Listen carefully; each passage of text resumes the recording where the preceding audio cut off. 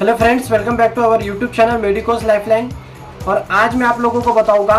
कि जो ट्रेमर्स होते हैं यानी हाथ पैर में कपकपी आना या हाथ पैर कांपना, ये क्या होता है, इसकी क्या वजह होती है, ये बीमारी किस वजह से होती है और इसका क्या इलाज होता है, ये तमाम ही बातें मैं आपको आसान अंदाज में इन शॉर्ट बताने की कोशिश करूँगा इस क्लिप के माध्यम से। इसलिए अभी से कर दीजिए इस क्लिप को लाइक, चैनल को कर दीजिए सब्सक्राइब, क्योंकि ऐसे ही हेल्थ से जुड़े कंटेंट हम लोग ऐसे प्रोवाइड करते रहते हैं। दोस्तों मैं आपको बता दूं सबसे पहले कि हाथों पैरों में कपकपी आना या बॉडी के किसी हिस्से के अंदर ट्रेमर्स का आना, ये इनवॉलंटरी होता है, यानी इस पर हमारा कोई इख्तियार नहीं होता है। जैसे आंखें फड़कती हैं उस पर हमारा कोई फड़कती है, उस पर हमारा कोई कंट्रोल नहीं है, वैसे बॉडी के बहुत सारी इनवॉलंटरी मूवमेंट होती हैं, वैसे ही इनवॉलंटरी मूवमेंट होती है ये भी ट्रेमर्स। अब ट्रेमर्स जो होते हैं दोस्तों किसी मखसूस किसी पर्टिकुलर एक काउज की वजह से नहीं होते हैं, इसके बहुत सारे वजह होती हैं और ये एग्जैक्ट वजह सिर्फ न्यूरो ओपिनियन या फिर न्यूरो फिजिशियन के ओपिनियन के बाद ही पता चलती है। क्योंकि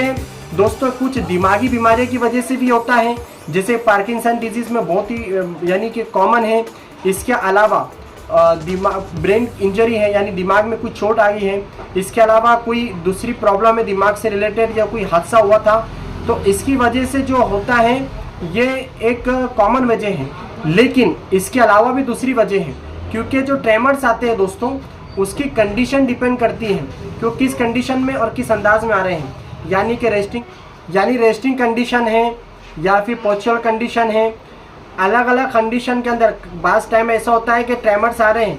और अगर हम अपना पोजीशन चेंज करते हैं तो ट्रेमर्स रुक जाएंगे।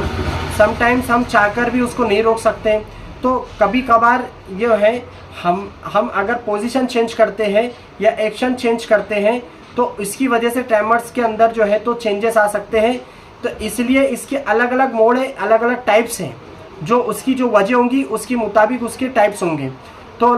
अहम बात यही है दोस्तों कि इसके बहुत सारे वजह हैं जिसमें से मैंने आपको बताया, लेकिन सेरिबेलम नाम का जो हिस्सा ब्रेन का होता है, इंफीरियर ओलिवरी न्यूक्लियस, ये ब्रेन का जो या नर्वस सिस्टम का जो सिस्टम है, ये हिस्सा जो है तो मुतासिर होता है और यही से जो है तो पूरे बॉडी पर इसका असर जाता है। अब इसके अलावा दोस्तों कुछ दवाइयाँ भी होती है, सम मेडिकेशंस, जिसकी वजह से भी ट्रेमर्स आ सकते हैं। ड्रग्स की बात करेंगे तो ड्रग्स में भी कुछ होता है। इसके अलावा दोस्तों कैफीन का इस्तेमाल अगर ज़्यादा होगा उसकी वजह से भी ट्रेमर्स आ सकते हैं। इसके अलावा दोस्तों यानी जिसके न्यूरोलॉजिकल अगर कोई प्रॉब्लम नहीं है तो उन लोग को थायराइड भी चेक कर लेना चाहिए, क्योंकि थायराइड की वजह से भी दोस्तों थायरोक्सिन की वजह से जो बढ़ जाती है तादाद अगर थायरोक्सिन की, तो उसकी वजह से भी मे बी ट्रेमर्स आ सकते हैं। इसके साथ ही दोस्तों कुछ ज़्यादातर आजकल जो देखा जाता है वो एंजाइटी की वजह से देखा जाता है, यानी साइकोलॉजिकल प्रॉब्लम की वजह से किसी चीज़ से, जैसे कि हम देखते हैं किसी चीज़ से डर जाते हैं कोई इंसान तो हाथ कपकपाते हैं, या कोई चीज़ ऐसी जो उसको डर आ गया है उसके अंदर और वो चीज़ वो करने जा रहा है तो उसकी वजह से भी ट्रेमर्स या फिर कपकपी आती है। इसी तरह से दोस्तों लो ब्लड शुगर, इसके अंदर भी ट्रेमर्स का या फिर कपकपी का आना एक कॉमन प्रॉब्लम हो सकता है। और सबसे इंपॉर्टेंट चीज़ बताओ दोस्तों में, ये सीनाइल भी हो सकता है या फिर एज रिलेटेड, यानी कि जो लोग ज़ईफ़ हो जाते हैं उनमें ये कॉमन प्रॉब्लम हो जाती है। जितने भी टाइप जो कॉजेज़ मैंने आपको बताया, ये रिस्क फैक्टर आपको मैंने एक्सप्लेन किया आपके सामने, तो दोस्तों इसमें ज़्यादातर के चांसेस है कि वो रिकवर हो जाए, या अच्छे डॉक्टर की अगर हम सलाह लेते हैं, वक्त पर अगर ट्रीटमेंट करते हैं तो बहुत सारे इसमें ऐसे काउजेज़ हैं जो ट्रीट हो सकते हैं। लेकिन जो सिनाइल होता है या फिर जो एज रिलेटेड होता है, यानी जो बहुत ज़्यादा ज़ईफ़ लोगों में हो जाता है, वो प्रॉब्लम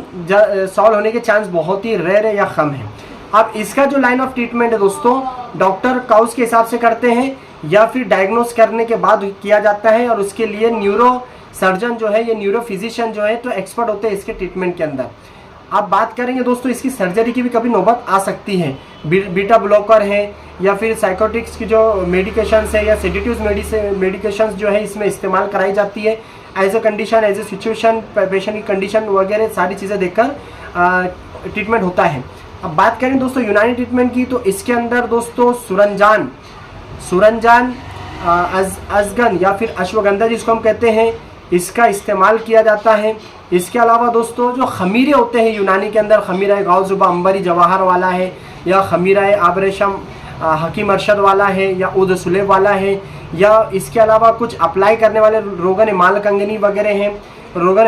वगैरह हैं, क्योंकि ट्रेमर्स में जो है दोस्तों मसल्स स्पाज्म भी एक काउज बन जाता है। तो मसल्स के स्पाज्म की वजह से भी जो है तो ट्रेमर्स आते हैं। और बॉडी के अंदर किसी ऑर्गन के अंदर दोस्तों अगर स्वेलिंग आती है, खासकर हम देखते हैं जो अल्कोहलिक पेशेंट होते हैं उनको भी इस तरह की प्रॉब्लम आती है। तो ऐसे वक्त में माजून दाबिदुल वर्द जो है इसके लिए बेहतरीन, या फिर न्यू शमा का या फिर कुछ अदर कंपनियां बनाती है हयातीन या अल हयातीन या हयात प्लस नाम के जो प्रोडक्ट आते हैं जो स्वेलिंग के लिए काम करते हैं, या फिर अर्क मखो अर्क कासनी नाम का जो क्लासिकल मेडिसिन यूनानी के अंदर है,